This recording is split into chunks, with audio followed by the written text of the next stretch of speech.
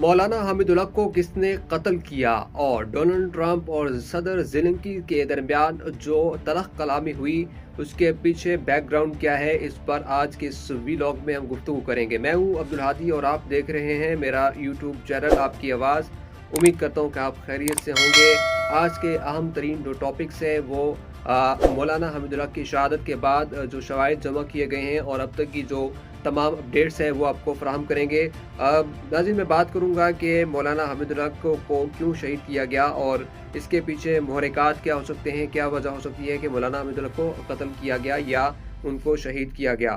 तो आप इनके बैकग्राउंड के बारे में आपको डिटेल से मैं बताता हूँ कि मौलाना हामिदुल्लाह को जो शहीद किए गए वो अकाड़ा अटक के जो मदरसा था दारुल उलूम हक्कानिया, एक मशहूर और मारूफ मदरसा जिसमें हक्कानी नेटवर्क के जितने भी करिंदे, जितने भी करता धरता लोग हैं वहीं से फारिगुल तहसील है। जिससे अगर हम बात करें अफगानिस्तान में तालिबान की हुकूमत के आने के बाद एक बड़ा जो वहाँ पर ग्रोह है वो हक्कानी नेटवर्क का है, जिसमें उनके हमने देखा कि कुछ माकबल खलीलुर रहमान हक्कानी जो कि वज़ारत मुहाजिरीन के कॉम्प्लेक्स में मौजूद थे, उनको भी निशाना बनाया गया, उनको भी जो है शहीद किया गया। तो इनकी शहादत के बाद हक्कानी नेटवर्क के लिए या हक्कानी के जो नेटवर्क का जो सबसे बड़ा इदारा है वो है दारुल उलूम हक्कानी अकाड़ा अटक का इदारा, जो कि खैबर पख्तूनख्वा में वाक़या है। तो मौलाना हामिदुल्लाह को भी शहीद किया गया। ये एक तसलसल है जो कि पैदर पे वाक़यात हो रहे हैं। हक्कानी नेटवर्क के ख़िलाफ़ एक साजिश हो सकती है या इसके पीछे क्या वजह हो सकती है। जो मेरा तज़िया है उस पर वो ये है कि चूँकि हमने देखा कि गुज़िश्ता चंद माह में तालिबान के ग्रोह, जो दो बड़े ग्रोह हैं, एक काबुल का और एक कंदहार का ग्रोह वो है जो कि मुल्ला हैबतुल्लाह के अंडर आता है, यानी कि अमीरुल मोमिनीन के तायद करता है। और वो जिस तरह मौलाना जो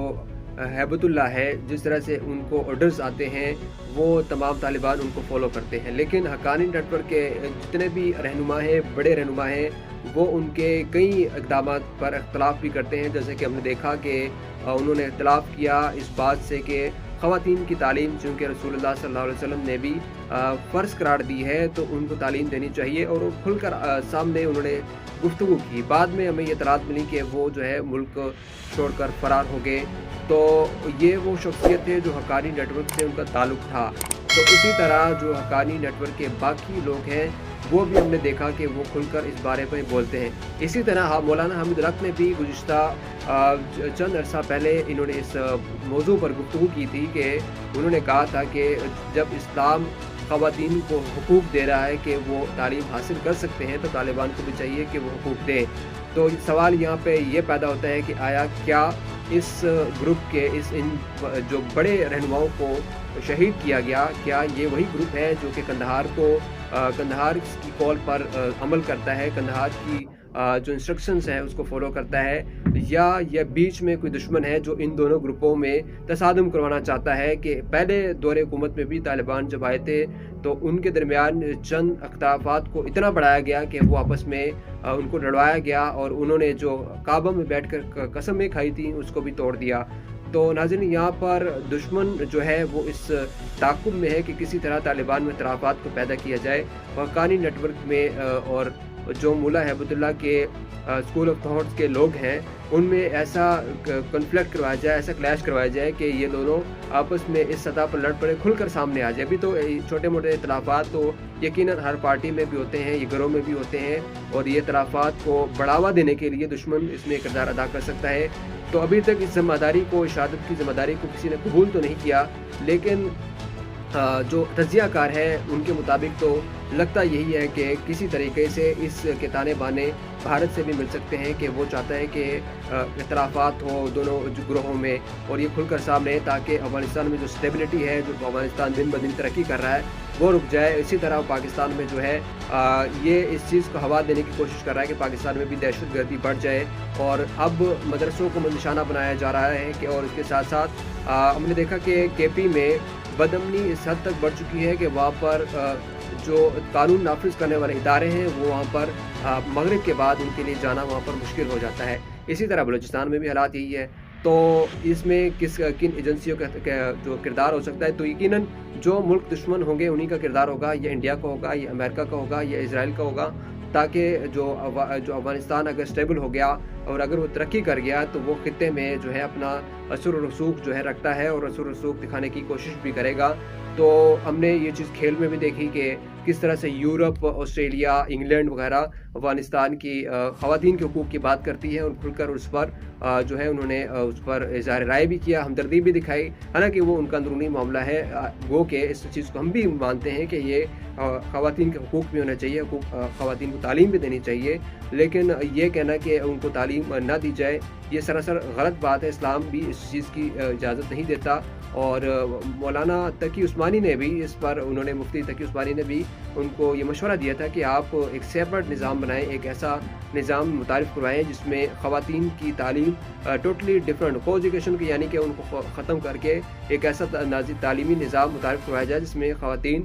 تعلیم حاصل کر سکے۔ لیکن یہ چیز ابھی تک تو ممکن نہیں ہو پائی، لیکن ترجمان مجاہدہ جو تھے افغان حکومت کے ترجمان، طالبان کے ترجمان، انہوں نے یہ کہا کہ ہم اس پر کام کر رہے ہیں، جلد ہی اس بارے میں کوئی جو ہے نئے عمل طے کیا جائے گا۔ تو ناظرین، یہ ایک اپڈیٹ تھی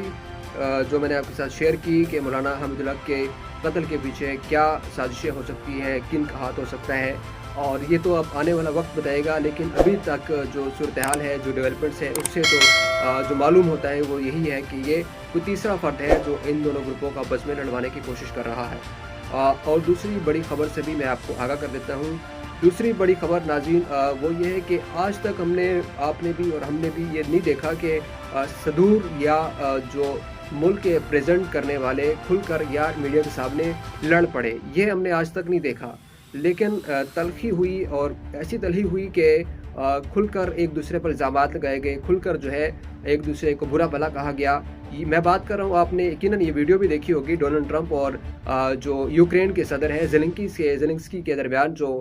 تلخ کلامی ہوئی، ان کے درمیان جو گفتگو شنید ہوئی، اور وہیں پر جو امریکہ کے صدر ڈونلڈ ٹرمپ کے ساتھ ساتھ نائب جو صدر تھے وہ بھی وہاں پر موجود تھے۔ ان تینوں کے درمیان جو گفتگو کی گئی ہے وہ کافی اس وقت وائرل ہے سوشل میڈیا پر، کہ کس طرح سے ڈونلڈ ٹرمپ نے اس کی تصحیح کی زیلنسکی کی، اور اس کے ساتھ ساتھ نائب جو صدر تھے امریکہ کے، انہوں نے بھی اس بارے میں اس میں پارٹیسپیٹ کیا، جبکہ جو یوکرینی صدر نے بھی اس پر اپنا موقف کو پیش کیا کہ امریکہ کو وڈرا نہیں کرنا چاہیے، امریکہ کو پروپر جو ہے یوکرین کا ساتھ دینا چاہیے، جبکہ انہوں نے وارن کیا صدر ڈونلڈ ٹرمپ نے کہ بھائی آپ تو تیسری ورلڈ وار کی طرف جانے کی کوشش کر رہے ہیں، اب تو ایک ایسا کھیل کھیل رہے ہیں جس میں ہزاروں کی تعداد میں لوگ